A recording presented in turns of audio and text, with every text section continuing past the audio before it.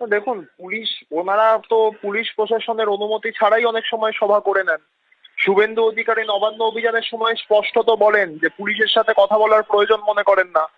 ওনাদের কাছে প্রশাসনের দ্বারস্থ হওয়া, আইন মেনে কাজ করাটা ওনাদের কাছে দুর্বলতা বলে মনে হয়। তো এখন ওনারা সঠিকভাবে সঠিক পদ্ধতিতে পুলিশের অনুমতি নিয়েছিলেন কিনা, আর নিয়ে থাকলেও তার যদি সত্যিই নিয়ে থাকেন তাহলেও পুলিশ অনেক কিছু ভেবেচিন্তে ব্যবস্থা গ্রহণ করতে পারে। প্রশাসন যখন শুভেন্দু সুকান্তর মতো কোনো দুর্বৃত্তকে সভা করার অনুমতি দেবে, প্রশাসনকে হাজার রকমের প্রিকশনস নিতে হয়। তারপরে দেখুন, শুভেন্দু আর সুকান্তর একসঙ্গে সভা, নিশ্চিতভাবে প্রশাসনিক আধিকারিকরা দেখেছেন যে দুর্গাপুজো চলাকালীন সজল ঘোষের সন্তোষ মিত্র স্কয়ারের পুজোতে গিয়ে শুভেন্দু অধিকারী সুকান্ত মজুমদারের হাত থেকে শঙ্খ নিয়ে পাশে থাকা উত্তর কলকাতা বিজেপির জেলা সভাপতি, আমাদের তৃণমূল ছাত্র পরিষদ করতো তবগ্ন ঘোষ, তার হাতে ধরিয়ে দেন সুকান্তর থেকে শঙ্খ কেড়ে নিয়ে। ফলে আমাদের কিছুক্ষণ আগে সুকান্ত দার সঙ্গে কথা হয়েছিল, সুকান্ত বাবু বললেন পুলিশ অনুমতি না নিলেও আমরা কিন্তু সভা আজকে করবই আর করছি, পুলিশ যদি ক্ষমতা থাকে আমাদের সভাটাকে আটকে রাখা। এই বিষয়ে কি বলবেন?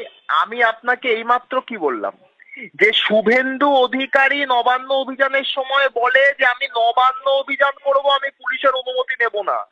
তো সুকান্ত মজুমদারের কথায় তো আপনি যেটা বললেন, যা সুকান্ত মজুমদার বলেছে, ও একটা কেন্দ্রীয় প্রতিমন্ত্রী, ভারতবর্ষের সাংসদ, ভারতবর্ষের সংবিধান সম্মত যে সংসদীয় গণতন্ত্র লোকসভা, যে লোকসভাকে আমরা আইন সভা বলি, যেখান থেকে আইন প্রণয়ন হয়ে সুপ্রিম কোর্ট পর্যন্ত পৌঁছায়, সুপ্রিম কোর্ট অ্যাপ্রুভ করলে সেটা ভারতীয় আইন হিসাবে গ্রাহ্য হয়।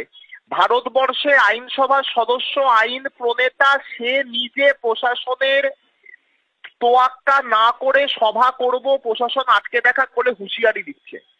গঙ্গারামপুর সুকান্ত মজুমদারের বালুরঘাট লোকসভা কেন্দ্রের অন্তর্গত। আমি গঙ্গারামপুরের মানুষকে অনুরোধ করব, ওখানকার বিধায়ক হচ্ছেন আমাদের রাজ্যের মন্ত্রী বিপ্লব মিত্র, যিনি সুকান্তর বিরুদ্ধে প্রার্থী ছিলেন, চুরি করে হারিয়েছে বিপ্লব মিত্রকে।